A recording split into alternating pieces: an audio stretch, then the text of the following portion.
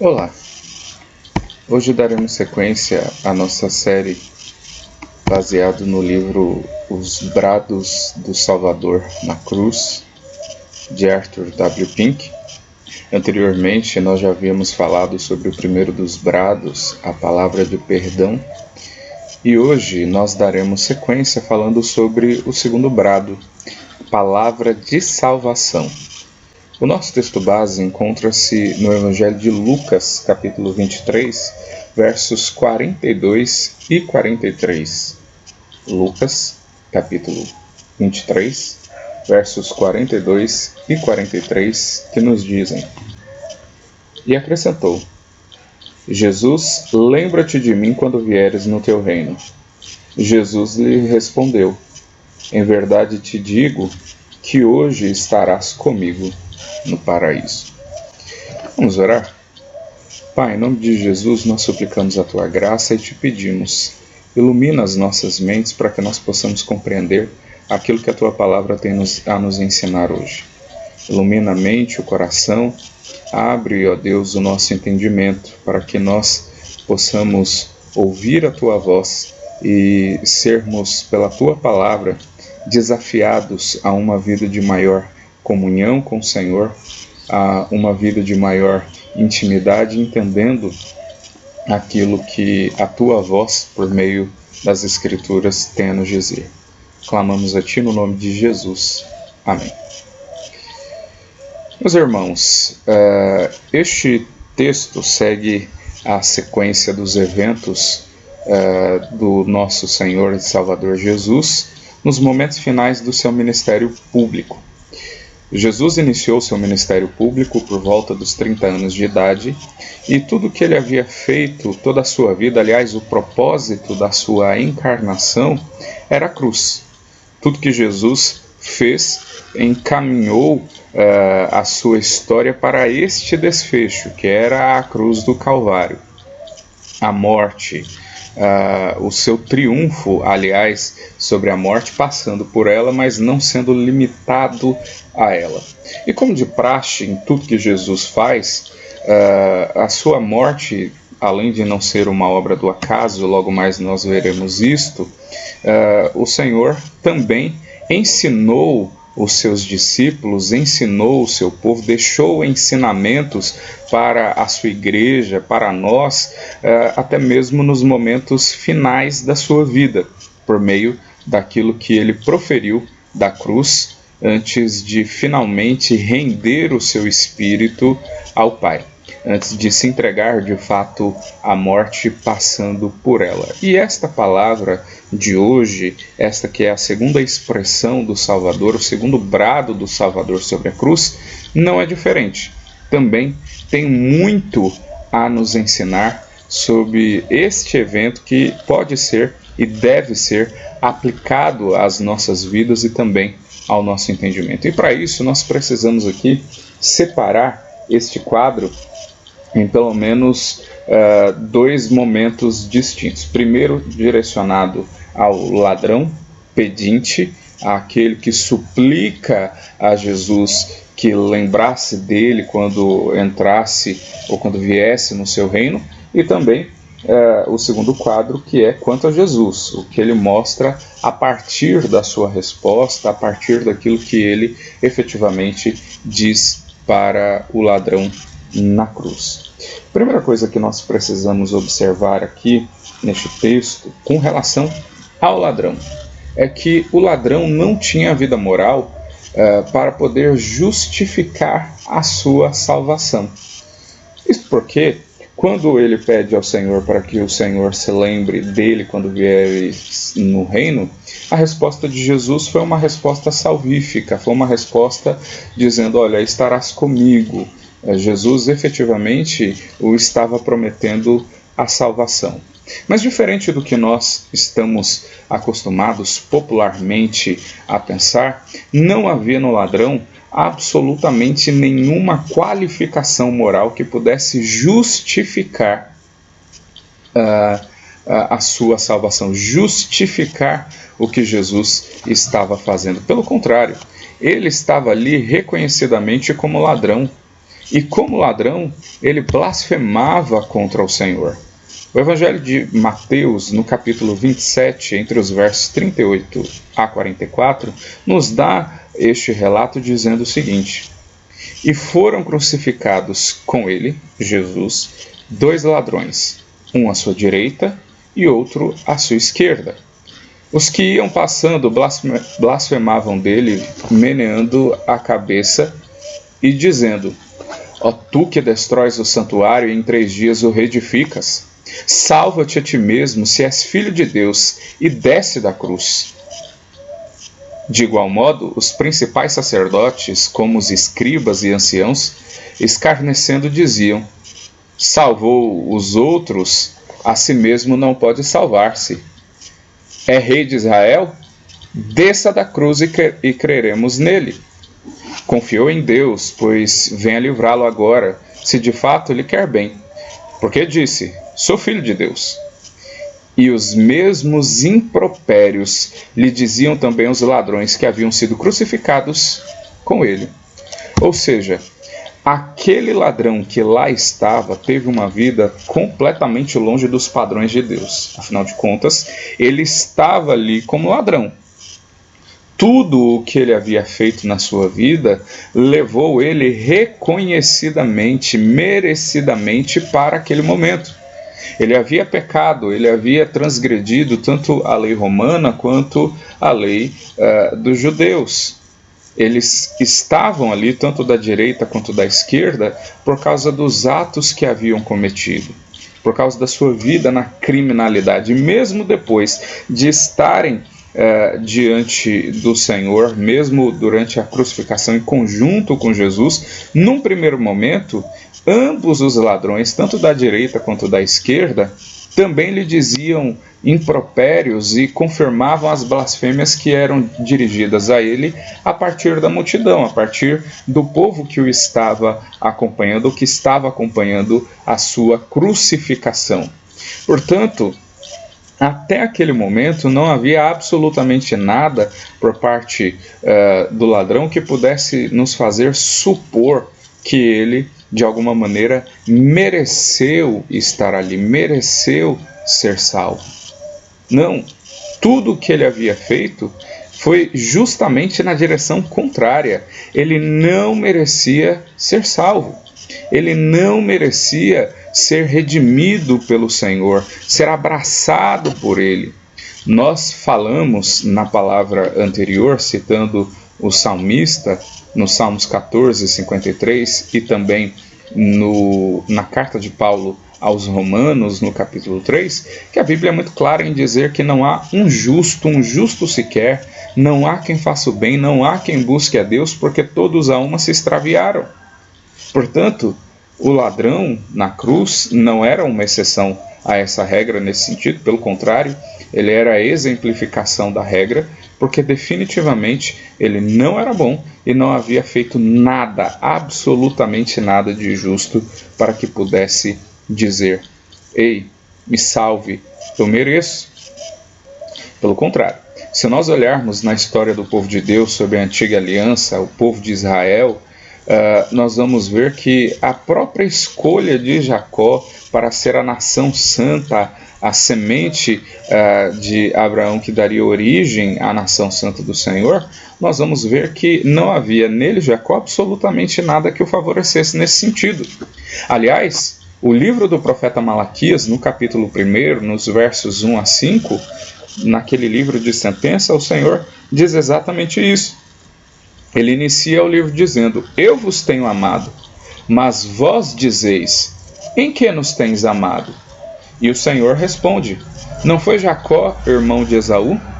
Porém, amei a Jacó e aborreci-me de Esaú.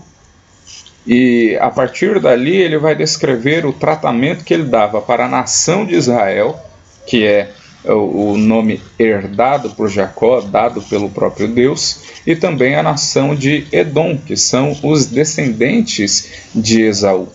O que Deus estava dizendo é que não havia absolutamente nada da parte deles que pudesse dizer: nós merecemos ser amados pelo Senhor. Porém, Deus escolheu amá-los. Se a gente olhar para o autor do nome, a pessoa de Jacó, nós vamos dizer que definitivamente o que ele mais fez e pelo que ele mais trabalhou foi justamente para perder esse status ao longo da sua vida. E os seus descendentes também. A nação de Israel prevaricou contra Deus, pecou contra Deus diversas vezes, não foram livres das consequências dos seus atos, mas isso não os impediu de serem amados pelo Senhor e tratados como o povo de Deus. Por quê? Porque não existe qualificação moral alguma no homem para que esse possa exigir ou esperar a salvação do Senhor. Isto posto, então, nos faz pensar o seguinte: este ladrão que lá estava falando com Jesus e que efetivamente recebeu uma promessa de salvação, foi salvo pela graça diante da imagem de humilhação e derrota de Jesus. E aqui nós precisamos entender em dois aspectos. Primeiro, foi salvo pela graça. A Bíblia nos diz, lá na carta de Paulo aos Efésios, no capítulo de número 2, que estávamos mortos em nossos delitos e pecados, e é pela graça que nós somos salvos. Por que é pela graça? Porque não existe qualificação moral em nós. É pelo favor de Deus, é pela misericórdia de Deus que aquele ladrão foi salvo naquele dia, foi resgatado, não da morte na cruz, não da consequência dos seus atos nesta vida, mas da consequência eterna dos seus atos. Basta nós lembrarmos que a carta de Paulo aos Romanos nos lembra que o salário do pecado é a morte. Portanto, todos os atos daquele homem o levariam a uma condenação, não apenas à cruz, à sua morte física, mas a continuidade no seu estágio de morte, que era a morte espiritual. Porém, o Senhor lhe redimiu, lhe resgatou nesse sentido. E por que ele foi salvo pela graça diante da imagem de Jesus em aparente humilhação e derrota? Porque aquele ladrão não havia presenciado outra coisa de Jesus senão aquele momento na cruz.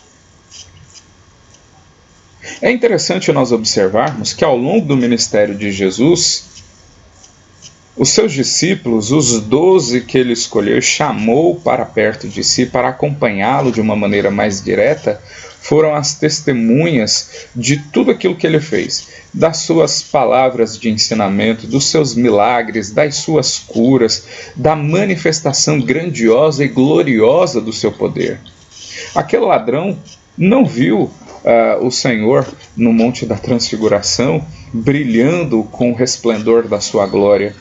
Não ouviu Moisés e Elias conversando face a face com o Senhor, como acontecera anteriormente com seus discípulos. Aquele ladrão não presenciou nada disso.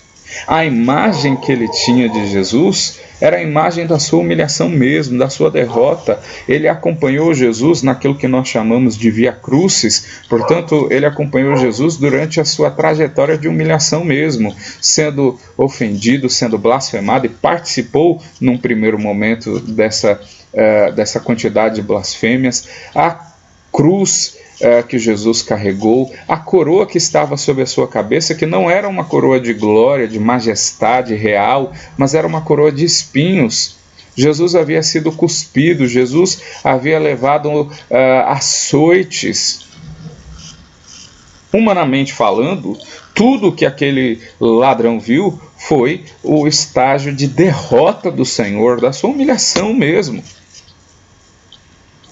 Porém, por uma manifestação e intervenção divina, por causa da graça de Deus, no momento em que ele olha para Jesus na sua humilhação, no momento que ele olha para Jesus naquilo que nos levaria a dizer, ele foi derrotado.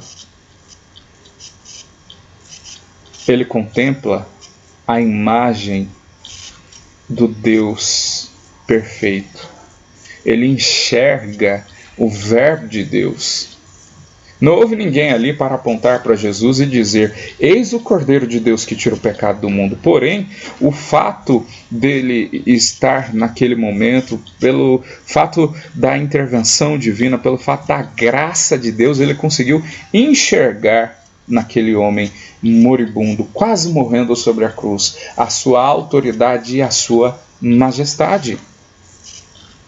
Isso fez com que houvesse uma iluminação espiritual, levando ele ao arrependimento e à fé.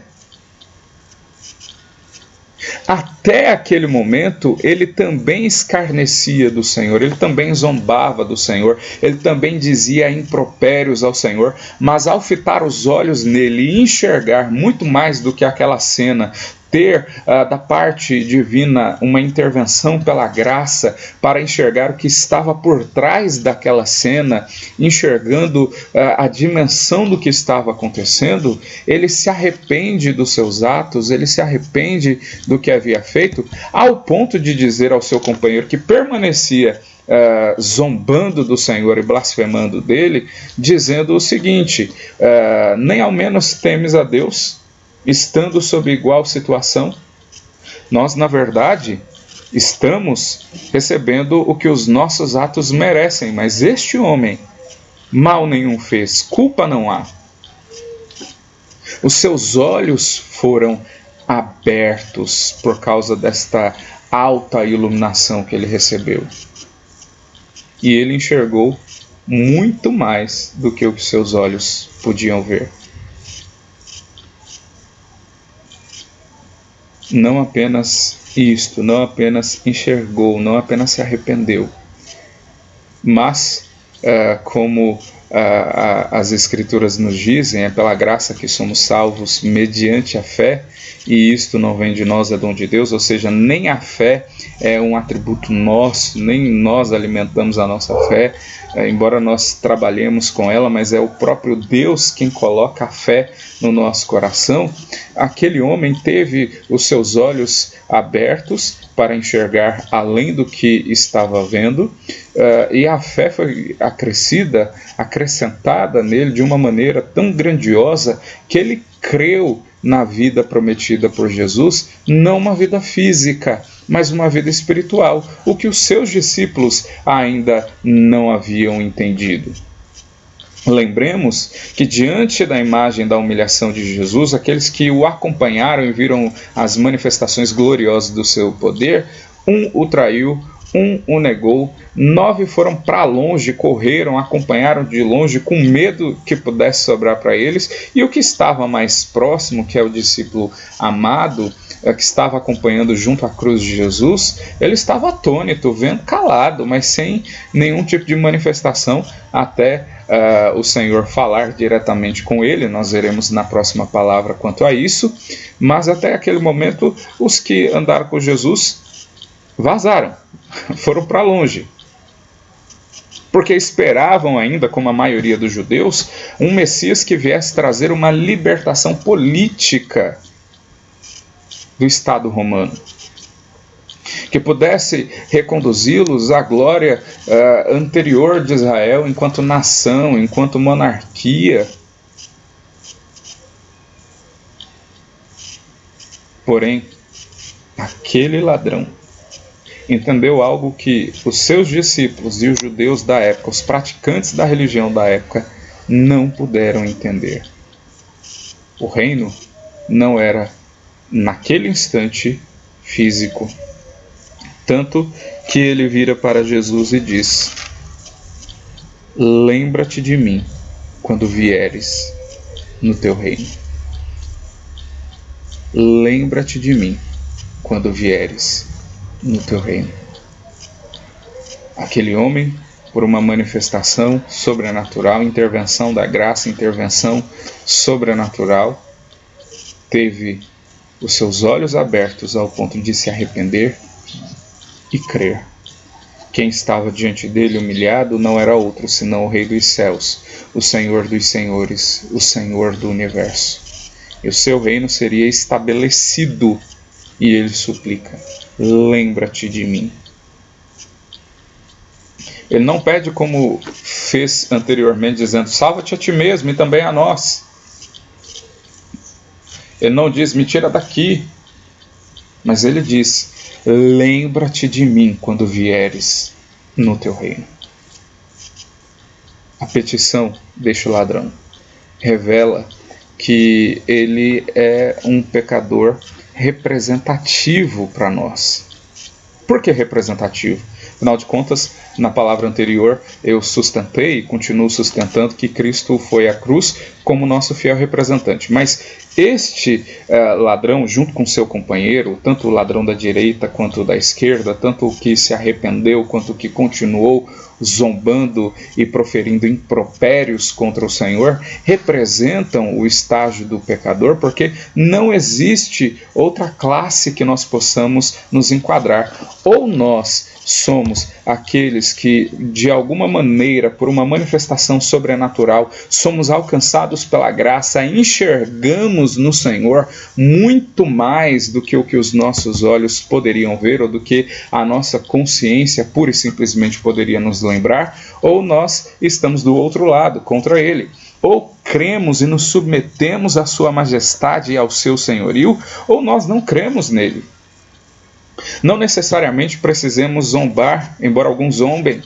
Não necessariamente precisemos negar com a nossa cabeça, meneando, sacudindo ela, ou dizendo impropérios quanto ao Senhor. O fato de nós não nos submetermos, não lutarmos por isso, não ansiarmos isso, não desejarmos nos submeter sob a autoridade de Jesus, nos coloca na mesma situação que o bandido, o ladrão da esquerda.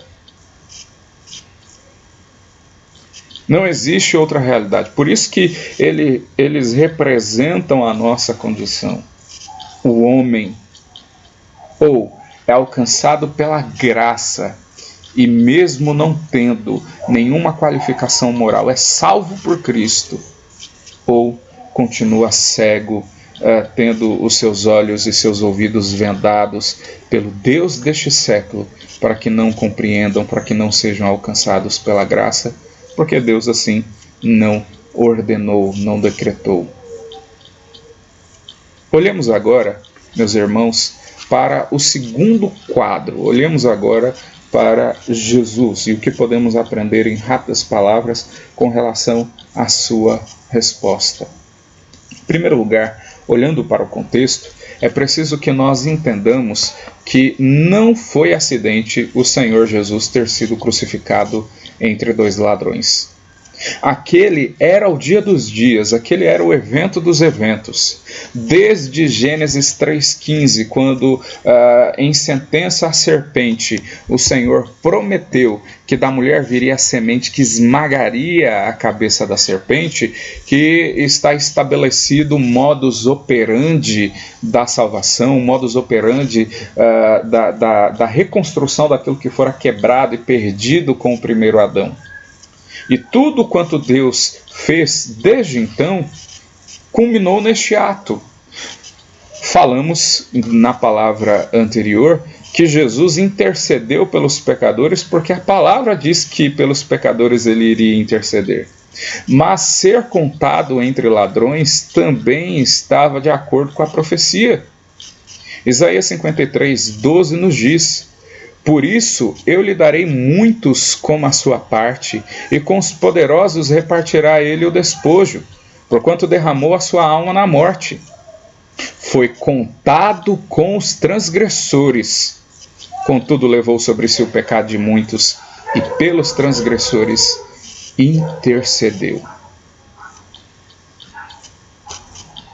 Quase 7 séculos antes deste evento, o profeta é usado para descrever em cores vivas o que estava acontecendo. Deus, o Deus Todo-Poderoso, o condutor da história, o Senhor da história, não permitiu que aquilo acontecesse porque previu que iria acontecer, ou porque estava ao recurso da sua mão colocar ladrões com Jesus. Pelo contrário, Deus havia decretado que assim fosse, e tudo aconteceu exatamente do jeito que Deus havia planejado, decretado, anunciado. Isso porque Deus não é pego de surpresa. Deus não age no aleatório, Deus não age no acaso, no sentido de ser conduzido pelo acaso. Tudo o que aconteceu naquele dia estava predito, inclusive o fato de Jesus ser contado entre os ladrões. Aliás, conquanto nós hoje tenhamos dificuldade em alguns momentos de entender os decretos de Deus, principalmente quando se trata de algo que para nós não é tão positivo, que para nós não é assim tão bom, a igreja sempre creu, historicamente falando, nos decretos de Deus e na ordenação de Deus com relação a todas as coisas. O livro de Atos, capítulo de número 4, vai nos dizer, entre os versos 26 e 28, que todos os eventos que estavam acontecendo ali foi porque Deus ordenou. Lembremos, capítulo 3, Pedro e João vão ao templo, lá tem um coxo, eles são usados por Deus para curar o coxo. O coxo levanta, eles são conduzidos ao sinédrio para prestar esclarecimentos. Depois da defesa de Pedro no sinédrio com relação ao que fez e ao que crê, eles são soltos, e quando são soltos a igreja unanimemente ora ao Senhor. E é no meio da oração que temos esse trecho em que a igreja reconhece isto. E entre os versos 26 a 28 de Atos 4 nos diz o seguinte: levantaram-se os reis da terra e as autoridades ajuntaram-se a uma contra o Senhor e contra o seu ungido, porque verdadeiramente se ajuntaram nesta cidade contra o teu santo servo Jesus, ao qual ungiste Herodes e Pôncio Pilatos, com gentios e gentes de Israel, para fazerem tudo o que a tua mão e o teu propósito pré-determinaram. A igreja reconheceu que os eventos que culminaram na morte de Jesus não foram eventos aleatórios, mas reconheceram, e no meio da oração eles fazem até uma citação de um salmo, eles reconheceram que Deus havia conduzido todos os eventos, tudo, absolutamente tudo. Deus ainda estava no controle da situação. O próprio Jesus, a segunda pessoa da Trindade, um com o Pai, estava no controle da situação. Por isso, aquele encontro daquele ladrão com Jesus não foi obra do acaso. Deus havia estabelecido. Gloriosamente, o Senhor nos mostra que quando Ele quer salvar, nem que seja no último instante, no último fôlego, há salvação. Majestosamente, nós vemos apenas este exemplo no Novo Testamento do último instante, para não criarmos uma doutrina sobre isso e acharmos que podemos viver de qualquer maneira, porque no último instante dará tempo de nós nos arrependermos. Nós não podemos dizer quando será o último instante. Porém, Deus conduziu todas as coisas para que, naquele momento, na cruz, o ladrão encontrasse Cristo e Cristo o salvasse. Isso porque não há salvação em nenhum outro. Isso porque não há outro método, outra forma de salvação a não ser por meio de Jesus. Ditado popular diz: todos os caminhos levam a Deus. A Bíblia diz, Jesus falando a respeito de si mesmo em João 14 diz: eu sou o caminho, a verdade e a vida, ninguém vem ao Pai senão por mim. O único meio de chegar ao Pai, o único meio de alcançar esta relação com o Pai, de ser alcançado pela graça e salvo, é por meio de Jesus. Por isso, Deus conduz todos os eventos para que este quadro esteja pintado com cores vivas de maneira sublime e perfeita.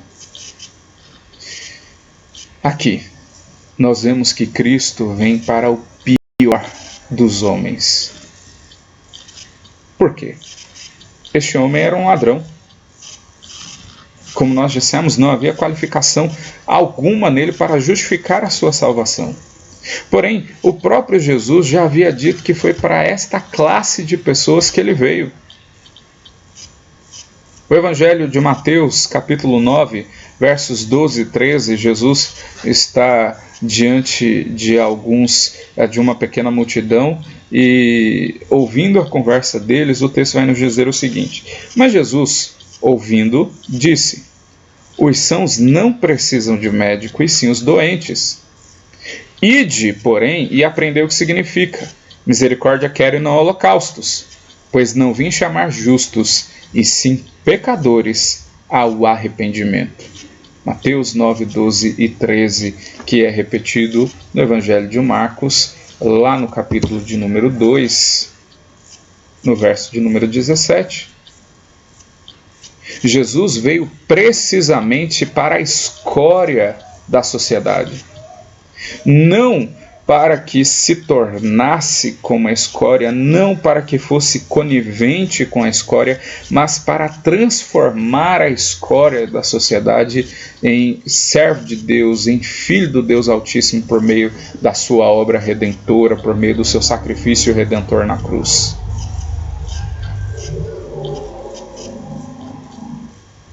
Aquele ladrão, que expressa muito bem a nossa representatividade ante ao convite da graça, revela justamente que o Senhor veio para os piores. Isso é importante para que nós não tenhamos a sensação, ao olhar para pessoas e pessoas com a vida completamente destruídas, seja no âmbito moral ou que âmbito for, para que nós não olhemos para eles como um pedaço de carne que merece a destruição. De fato, a destruição eterna todos nós merecemos, mas como alguém potencialmente, como alguém que tem potencial para ser salvo, não nele, mas pela obra da graça, por intervenção de Cristo Jesus, pela vontade de Cristo. Não adianta o ser humano olhar para si mesmo como melhor do que os seus próximos. Pelo contrário, o apóstolo Paulo dizia que era o principal dos pecadores. Isaías, no capítulo 6, quando ele tem a visão do trono de Deus, ele diz: Ai de mim, porque sou um homem de lábios impuros, que habito no meio de um povo de impuros lábios, e os meus olhos viram o Senhor. É diante de Cristo, da santidade de Cristo, é diante da pessoa de Jesus Cristo que nós temos noção, que nós temos condição de enxergar quem nós somos e reconhecer que nós somos de fato a escória e que foi justamente para nós que ele veio, para nos transformar, para nos dar um novo significado à vida, um novo sentido. Aqui, irmãos, vemos a condição de Cristo como Salvador soberano, mesmo diante do seu martírio. Homens zombavam, escarneciam. A nosso exemplo, humanamente falando, talvez pedisse fogo do céu, talvez os destruísse, espontaneamente descesse da cruz, porque tinha poder para isso. Porém, mesmo diante do seu sofrimento, mesmo diante da sua aparente derrota, mesmo diante do seu estado de humilhação visível, contemplável, ele se mostra como o perfeito Salvador, porque no meio da sua agonia, no meio de todo o seu sofrimento, nos momentos finais do seu ministério público, Jesus para e salva, Jesus para e concede salvação pela graça a um homem que não merecia ser acolhido, que não merecia ser transformado, que não merecia ter um novo significado e sentido de vida. A humilhação de Jesus não limitou o seu poder e a sua majestade. Perdoar pecados é uma prerrogativa divina e Jesus, por meio da sua primeira palavra, vai pedir ao Pai que perdoe. Naquele momento, Jesus reassume essa prerrogativa divina e ele mesmo perdoa o pecado daquele ladrão ao ponto de lhe prometer, dizendo: estarás comigo no paraíso. Também vemos aqui, quando Jesus responde: em verdade te digo que hoje estarás comigo no paraíso, o destino dos salvos na morte, a comunhão com Cristo imediatamente após a morte. É interessante porque ao longo dos séculos, por causa de erros interpretativos ou equívocos interpretativos com relação à escatologia bíblica, com relação ao milênio, à grande tribulação, ao reinado de Cristo e à participação da igreja nesse processo, convencionou-se o entendimento base de que depois que morremos, dormimos aguardando a grande ressurreição. Este período entre a nossa morte e a nossa ressurreição em corpo tem um hiato de tempo e nós simplesmente dormimos. A consciência acabou, morreu e ficou lá. Porém, a resposta de Jesus nos revela muito mais do que isso. Porque Jesus não diz assim: olha, quando eu vier, eu me lembrarei de você, ou quando haver a ressurreição, você acorda. De fato, o Senhor ressuscitou, e ressuscitou só ao terceiro dia. O Evangelho de Mateus vai dizer que quando Jesus morre, os santos que estavam mortos ressuscitaram, mas não era o caso do ladrão, ou do ex-ladrão. Ele não ressuscitou em corpo. E ainda os que ressuscitaram não estão vivos até hoje. Passaram novamente pelo processo da morte física. Definitivamente, Jesus não responde para ele com relação à ressurreição final, com relação à sua segunda vinda, nem dá justificativa para crer que ele adormeceu, no sentido de que ficou nesse ato e que está nesse ato até hoje. Pelo contrário, a resposta de Jesus é categórica: hoje estarás comigo no paraíso. A promessa de Jesus para aquele homem é que ao fechar os olhos nesta vida, abriria imediatamente os seus olhos na eternidade e já estaria com o Senhor.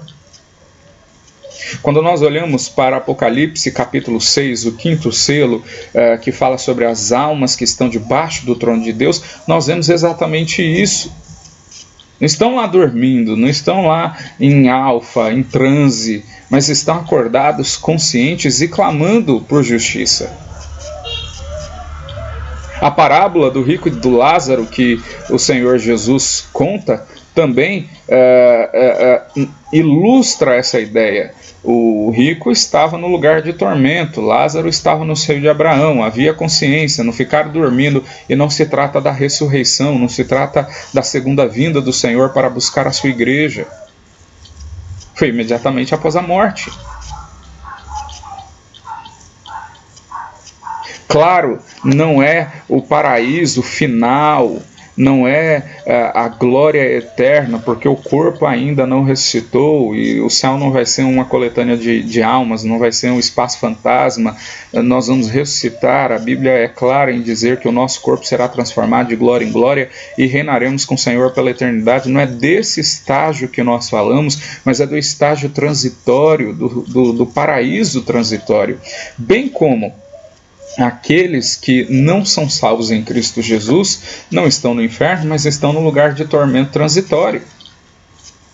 Quem explora isso de uma maneira absurdamente mais completa e profunda é o reverendo Leandro Lima, numa série de exposições sobre o livro de Apocalipse. Você encontra no YouTube, recomendo que assista. Ele, com muito mais profundidade, muito mais propriedade, esclarece esta e outras questões para nós. E a fala de Jesus revela esta promessa. Ele estaria com Jesus naquele dia, porque este é o resultado daqueles que morrem com Cristo Jesus, salvos pela graça. É a comunhão com o Senhor estendida, explorada de uma maneira mais sublime do que agora temos.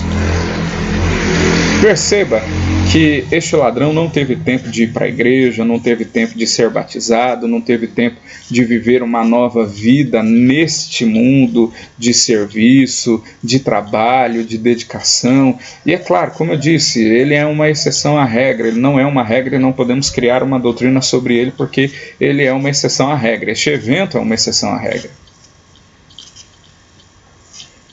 Ele não teve tempo de desfrutar da comunhão com Cristo nesta vida, mas herdou a promessa de desfrutar daquele momento final de comunhão com Cristo por toda a eternidade, já a partir daquele dia. Que nós vemos a nossa vida diante do Cordeiro de Deus não é uma vida vazia.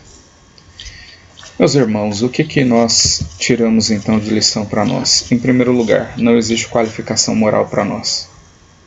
Se você e eu somos salvos, não somos salvos porque merecemos. Pelo contrário, se há algo que nós podemos fazer é trabalhar contra a nossa salvação, humanamente falando.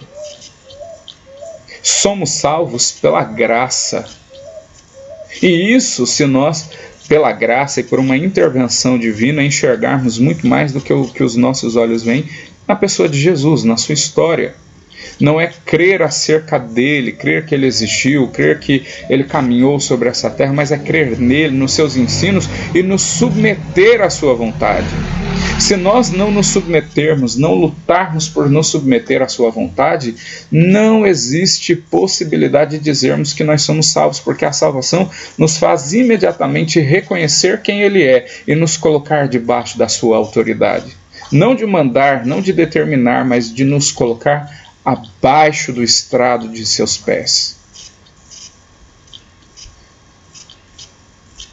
É preciso que a intervenção da graça traga arrependimento e fé ao nosso coração, para que nós creiamos que o que Deus nos prometeu, embora nós possamos desfrutar de bênçãos nesta vida, o que Deus nos prometeu está para além dela. Ele nos promete uma vida não física, mas uma vida eterna, espiritual, já imediatamente após a nossa morte, quando fecharmos os olhos para esta vida. Mas aqui nesta vida nós precisamos viver como autênticos filhos de Deus. Não no sentido de sermos perfeitos, porque perfeitos não seremos jamais aqui, mas no sentido de lutarmos por isso, de lutarmos para nos submeter à vontade de Cristo, de fazer o que Cristo nos diz e nos orienta, nos ordena com base na sua palavra. É preciso que nós creiamos que o que aconteceu com Jesus não foi meramente obra do acaso. Deus estava cumprindo as suas promessas. E se efetivamente tudo que Deus prometeu até aquele momento se cumpriu cabalmente, exatamente do jeito que Deus havia predito, não há motivo para nós não acreditarmos, não confiarmos no seguimento das suas promessas com relação à segunda vinda de Cristo, o seu triunfo, a revelação da sua glória, de maneira que todo olho verá, todo joelho se dobrará e toda língua confessará que Ele é o Senhor. Não há por que duvidarmos que nos trará uma vida eterna, uma vida com Ele. Também nos traz, nesse mesmo aspecto, descanso, porque se todos os eventos, até a tragédia, a aparente tragédia da cruz, seguiu exatamente o que Deus decretou, porque Ele compôs a cena, Ele montou o quadro, porque vamos desconfiar que o que acontece nas nossas vidas não está sob o crivo de Deus, sobre o decreto de Deus, sendo conduzido pelo próprio Deus para a glória do próprio Deus? Não há motivo para desconfiar. Precisamos entender que nenhum homem, nenhuma mulher, nenhuma pessoa é suficientemente mau que esteja impossibilitado de ser alcançado pela graça, salvo blasfêmia contra o Espírito, haja visto ser pecado eterno. Isso deve nos motivar a continuar orando e a continuar intercedendo para que a graça alcance, se Deus assim quiser e tenha determinado, àqueles que estão longe do Senhor, quer seja porque se afastaram, quer seja porque jamais estiveram com Ele. Não importa o caminho que o homem tome, se o Senhor quiser alcançá-lo, vai trazê-lo, vai salvá-lo, vai redimi-lo, vai resgatá-lo em Cristo, porque não há salvação fora dele.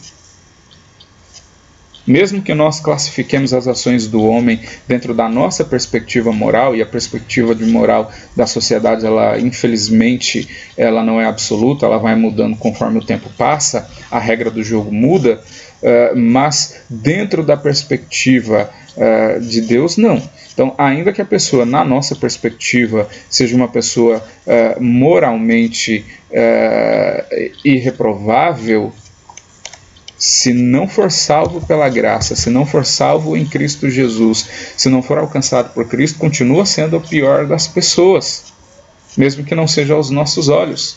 E mesmo aqueles que, moralmente falando, são os piores, se alcançados pela graça e transformados por Cristo Jesus, fazem parte do reino de Deus, abandonando essas práticas, lutando contra elas, lutando contra a sua natureza. Se Cristo, diante da sua face de humilhação e martírio, salvou, quanto mais agora no seu triunfo, depois de haver ressuscitado, tomado as chaves da morte e do inferno, subido aos céus, expulsado de lá o dragão, a antiga serpente, Satanás, como nos diz Apocalipse 12.